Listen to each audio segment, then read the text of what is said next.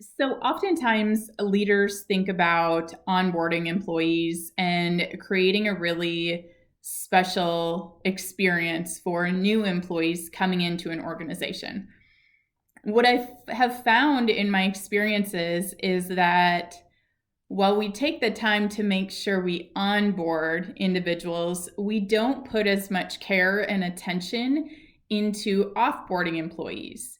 And so, whether a person has been with your company for a short term commitment or a long tenure, it really doesn't matter. In their time that they dedicated to you and your organization, you should be thinking about creating a process and an experience that is just as impactful as when you onboarded them.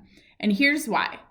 Because when people leave your organization, they are out in your community, out on social media, out in their networks, talking about what it's like to work for your company. If their last experience wasn't a positive one, they likely are going to remember that, and that is what is going to come up in conversation. So, here's my advice to you. If you have an employee who has come to you and either resigned or has said that they are thinking about resigning from their position within your company, acknowledge that that's okay. Personal growth is okay, and if it's a culture misalignment or a growth opportunity that didn't exist in your company, supporting the employee for taking that next step, even though it's outside of your company, is the right thing to do. Make an exit plan together. A manager should never dictate what the timing looks like. It should be a collaboration effort. And there should be a lot of two-way conversation happening in those last days or weeks when an employee is with your company to make sure that you are dotting your I's and crossing your T's, and you are teeing up the role and the circumstances for someone else coming into that role or position. Make decisions that are going to create as little disruption to your organization and your team as possible.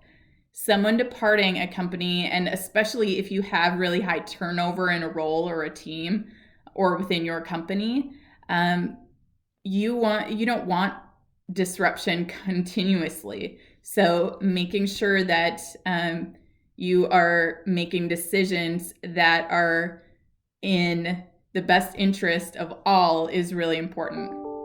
And then make sure that that employee who is departing feels valued. They dedicated their time and talents to you for a period of time.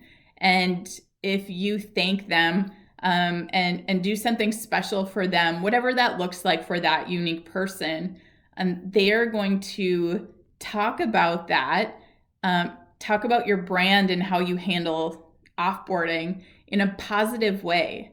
And so when you think of onboarding and offboarding, I've had some really positive experiences onboarding with a company.